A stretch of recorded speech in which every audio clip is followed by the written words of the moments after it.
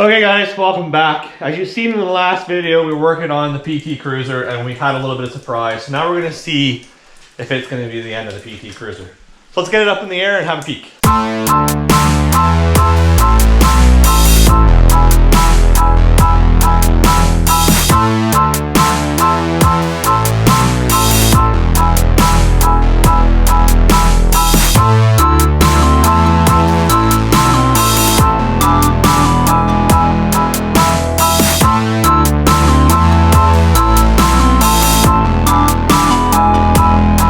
We're gonna need to take the bumper off, get the rebar off, and see this side. See how it's up there, it's rotten? You're not gonna know until that comes down. Because the whole top there, that's still solid up top. Yeah, I know, it's just a stupid design. Like, it's solid through here, like, look at the difference. And that's not carpet. If you look up in there, like, that's not floor. No, that's still metal, and you still see where undercoating was. Yeah, so I think we'll have to get this down, get the rebar off. Yeah. Now here, if you shine the light, you'll see that's part of the quarter. But the quarter actually is way up here where it laps. So you could technically cut that out, clean it up, and not even bring a piece down here. I think it laps like that because it's a crumple zone. Like, it would help if it was ever hit. So. The same thing on this side? Nah, that side's solid. That's surprising as hell. Yeah. Now it looks like it's a little soft through here and down here. There's no holes yet, but we won't know. Basically, we'll just bring it down and get the bumper off. Kind of a tight squeeze to do this on the hoist, but let's see. This should pop right off now. There's going to be the light for the bat for there we go. Look at the... Oh, someone's home.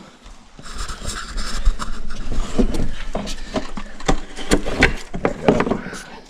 That should just be a wet little push clip on it. That should just probably turn and pull out. There you go. And then you got your light on that side, which is the same thing. Just back bay if you don't mind. Watch your head. Just the back bay if you don't mind.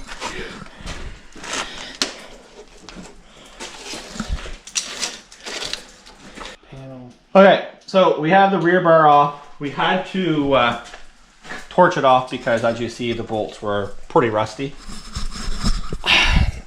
It's not as bad as I was thinking. Now, there's a couple of ways we could do it. We're on Google right now trying to see if we can get a back filler panel.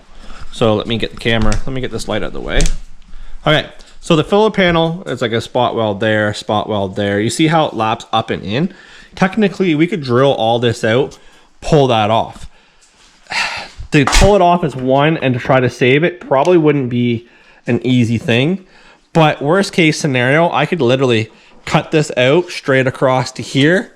I can fix the inside with a one-piece bent, because all it is sheet metal, as you see. It's layered for strength. So I can do the same thing. We're gonna get this up, we're gonna get the exhaust out of the way, and we're gonna see what the bottom looks like. But for this piece, you do it in two pieces, because how this has the curve, you would literally make from here to here as one, and then you'd cut it out. Up here is completely solid, as you see, and then for here I'd probably redo that anyways because it is a little seedy through here. Now the passenger side is worse than the driver's side. You get over here, you'll see this whole panel here on the inside is actually pretty rotten. So, and that's actually separated from here, and that's part of the lower quarter panel. So we have to fix that as well. I could literally just box it in, cut that out, box it, put a couple drain holes down here to make it look better, and then put that hole back in there. So let's get it up in the air and see what we're working with underneath.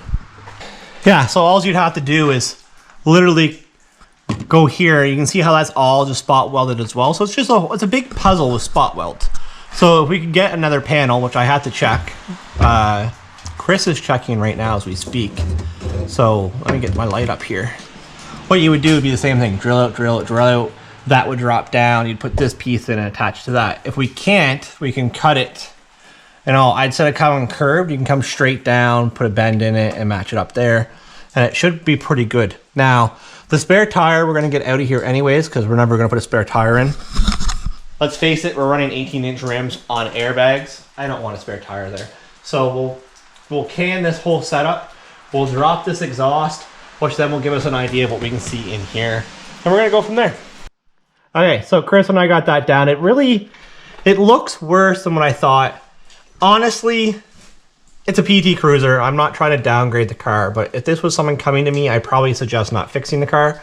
But this car holds sentimental value to me. So what's going to end up happening, if I can't get this panel, I'm going to get this made. So I'll take a metal coat hanger, I'll come down, I'll get my curve, come down, get my next curve, and then I'll get it bent and I'll cut it out. Even if I can get this panel, I was telling you guys, this is like a big puzzle. You see how it's spot welded here? Well, that panel comes up under the frame rail and back over here. There's no way I'm gonna mess around with that because you would technically have to pull the upper floor off.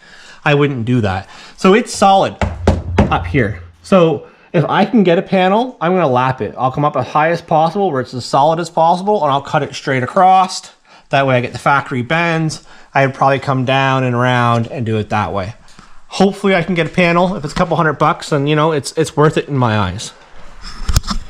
Only because, like I said before, this was the last car my dog drove in. I own 18 cars, so there was, when I got my dog, he was awesome. He actually had a Caliber SRT, surprisingly enough, and he loved driving in it.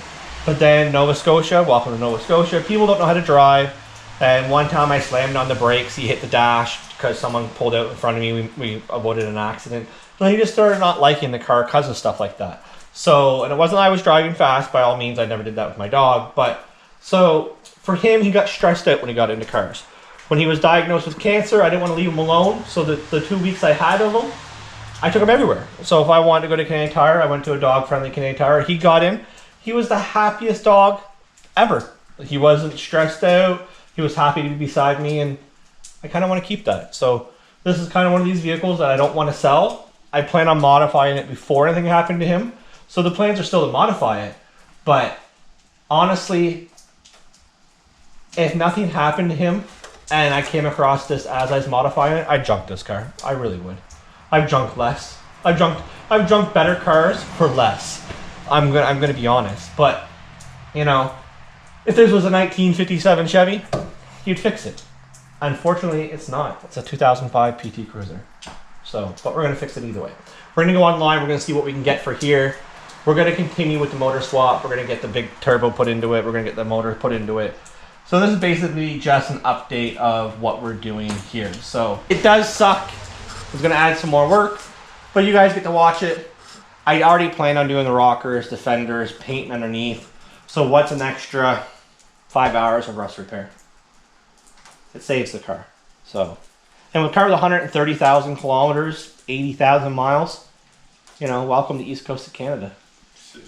It's ridiculous. So if you guys want to follow this build, I know this video wasn't all that long, but it kind of gives you an update of what we're going to do with this.